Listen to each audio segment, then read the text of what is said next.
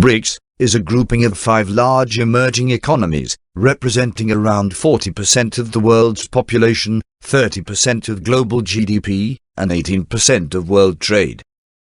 The idea of creating a common currency for the BRICS countries has been floated several times over the past decade, but so far no concrete steps have been taken. However, the proposal gained new momentum after a virtual summit held by the group in May 2023, where the leaders agreed to launch a feasibility study on the subject. This video aims to explore the pros and cons of a BRICS common currency, the current state of the proposal, examples from other regional currencies, and the potential impact on South Africa. A common currency could offer several benefits to the BRICS countries. For example, it could facilitate trade and investment flows among member countries by reducing transaction costs and exchange rate volatility. According to a study by the United Nations Economic Commission for Africa, a common currency could boost intra-BRICS trade by up to 50%. Moreover, a common currency could promote economic stability and integration by aligning monetary policies and exchange rates. This could help to prevent currency crises, balance of payments difficulties, and inflationary pressures, which have plagued some BRICS countries in the past. Furthermore, a common currency could enhance political ties and cooperation among member countries by fostering a sense of shared identity, trust, and solidarity. However, a common currency also poses several challenges to the BRICS countries. One of the main challenges is the loss of monetary independence, which means that member countries would have to relinquish their ability to set interest rates, control money supply, and devalue their currency. This could be problematic if member countries have divergent economic conditions or objectives, as it could lead to tensions, conflicts, or suboptimal outcomes. For instance, during the Eurozone crisis, some countries such as Greece, Italy, and Spain faced severe austerity measures and unemployment, while others such as Germany and the Netherlands benefited from their export competitiveness and low borrowing costs. Another challenge of a common currency is the risk of economic asymmetries, which means that some member countries may gain more than others from the currency union. For example, China and Russia are the largest economies in the BRICS group, with vast reserves of foreign exchange, high levels of industrialization, and diversified export bases, while South Africa and Brazil are smaller economies, with higher dependence on commodity exports, weaker infrastructure, and more volatile currencies. If the BRICS common currency were to be pegged to the Chinese currency, or the Russian ruble, it could favor these countries at the expense of the others, and worsen existing imbalances. The idea of a BRICS common currency has been discussed since, at least 2012, when the BRICS leaders issued a joint statement expressing their interest in exploring the idea. However, progress has been slow, as each country has its own reservations and priorities. For example, China has been pushing for a greater role of its currency in the international monetary system, and has set up several bilateral currency swap agreements with other BRICS countries. Russia has been advocating for an alternative to the US dollar as the dominant global reserve currency, and has been increasing its gold reserves and dollarizing its trade. India has been more cautious, as it faces a large current account deficit and a complex domestic economic agenda, including reforms in labor, land, and taxation. Brazil has been struggling with low growth, high inflation, and political instability, and has been seeking closer ties with the US and Europe. South Africa has been experiencing a mix of challenges, including slow growth, high unemployment and inequality, fiscal constraints, and governance issues, and has been trying to balance its BRICS membership with its broader foreign policy goals. However, the proposal gained new momentum after the virtual BRICS summit held in May 2023, where the leaders agreed to launch a feasibility study on the subject. The study will be conducted by the BRICS New Development Bank, which was established in 2014 to finance infrastructure and sustainable development projects in member countries. The study will analyze the potential costs and benefits of a BRICS common currency, the technical requirements and challenges of implementing it, and the political and social implications of such a move. The study is expected to be completed by the end of 2024, after which the BRICS leaders will decide whether to move forward with the proposal. The idea of a common currency is not new, and several regional currencies have been created over the past decades, with varying degrees of success. For example, the European Union launched the euro in 1999, after a long process of convergence criteria, fiscal rules, and institutional reforms.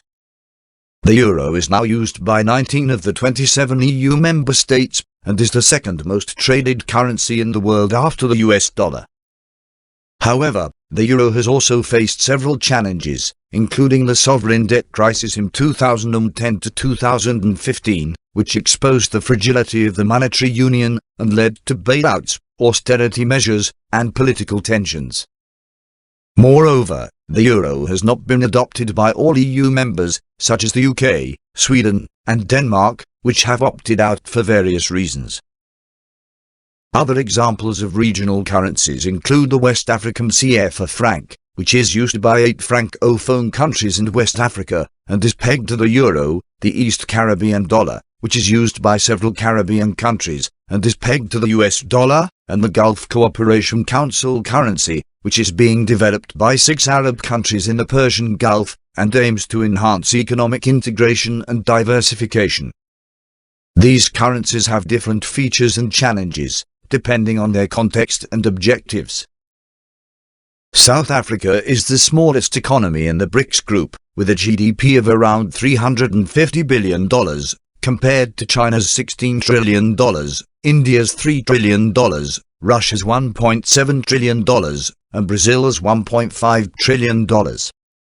Moreover, South Africa has a more diversified economy than its BRICS peers, with services accounting for around 65% of GDP, followed by manufacturing 20% and mining 8%. However, South Africa also faces several structural challenges, including low growth, high unemployment, inequality, poverty, and crime, which have been exacerbated by the COVID-19 pandemic and the recent social unrest. In this context, the proposal of a BRICS common currency raises several questions and opportunities for South Africa. On the one hand, a BRICS common currency could help to boost trade and investment flows between South Africa and other member countries, by reducing transaction costs, exchange rate volatility, and political barriers.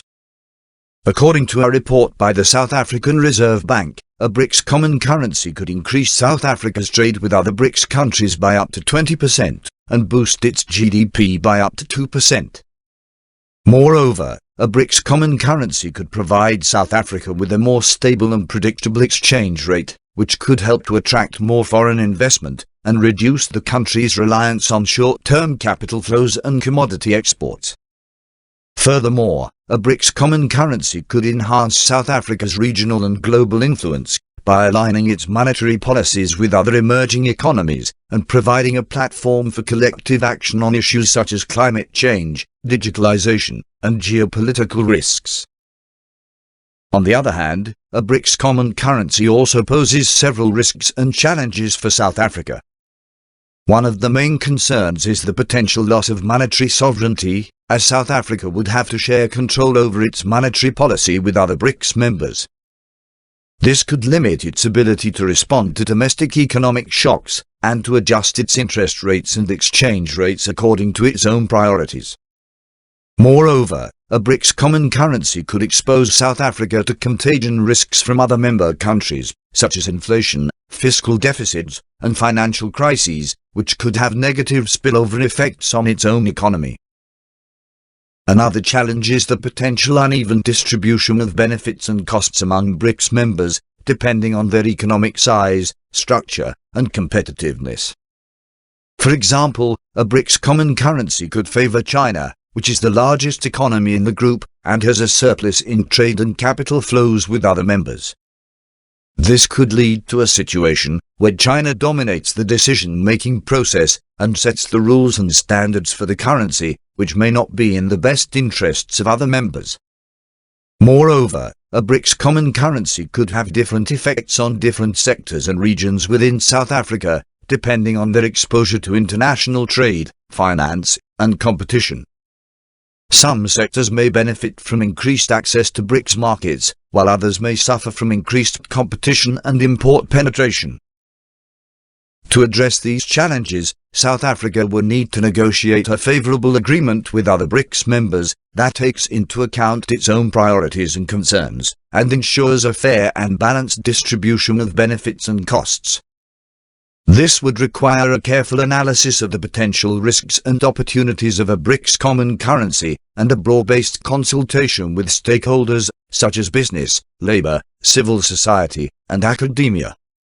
It would also require a comprehensive reform agenda that addresses the structural bottlenecks and vulnerabilities of the South African economy, and enhances its competitiveness, productivity, and resilience.